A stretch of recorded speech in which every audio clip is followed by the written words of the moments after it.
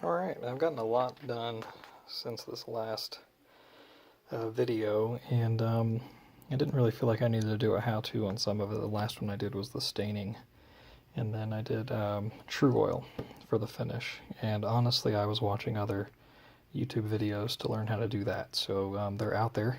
If you find them, there is no reason for me to really regurgitate that, I don't think. Went ahead and started kind of pre-wiring. I've foiled all my cavities with copper tape. I've got my Johnny Winter pick guard. It's upside down, sorry.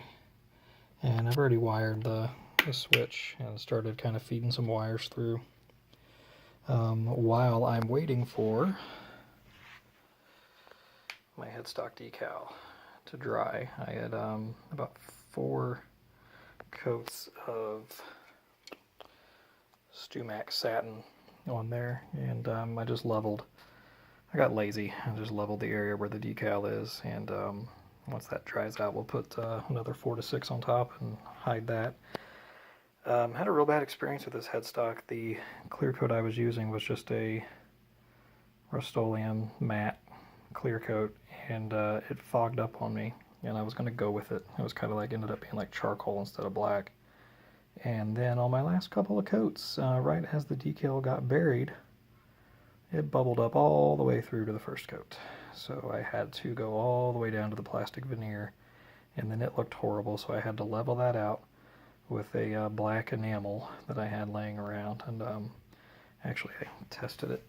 It was just some cabinet paint, yeah, that I'd used in the bathroom, and that shines to a very hard gloss, and I got mixed reviews online about whether or not lacquer would go over that, so I did a test swatch, and there was no reaction, so I went with it, and so far so good. Hopefully that's it, because that's what's been holding me up for the last couple of weeks here. While I've been working on the headstock, I went ahead and pressed in my bushings, went ahead and put in my pots. A couple of quick things about this kit, because I know everybody was wondering about fit and finish and things. After I got the neck seated, I did have to hog out this hole a little bit to get all my wires through.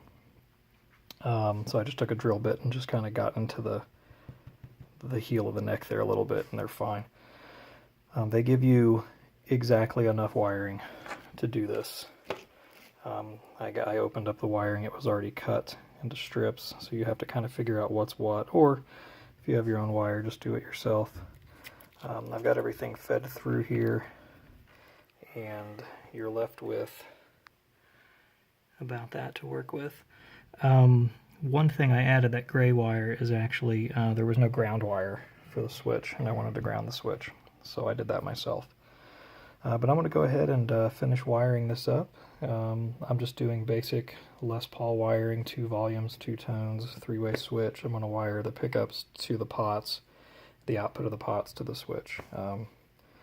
So that's what I'm doing now, and so hopefully the next time you see this, it will be all strung up and making noise. And I am going to go ahead and wire it up with the pickups that came with it, that way everybody can kind of hear what those sound like before I try to, you know, replace anything else.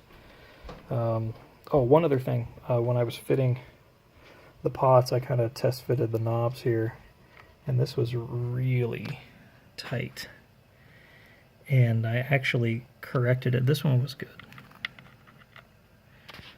It's right there. So all I did, I just took that pot back out, and I just took a round file and kind of elongated that hole and moved the pot down that way to give some room for that knob. It was actually touching that body piece.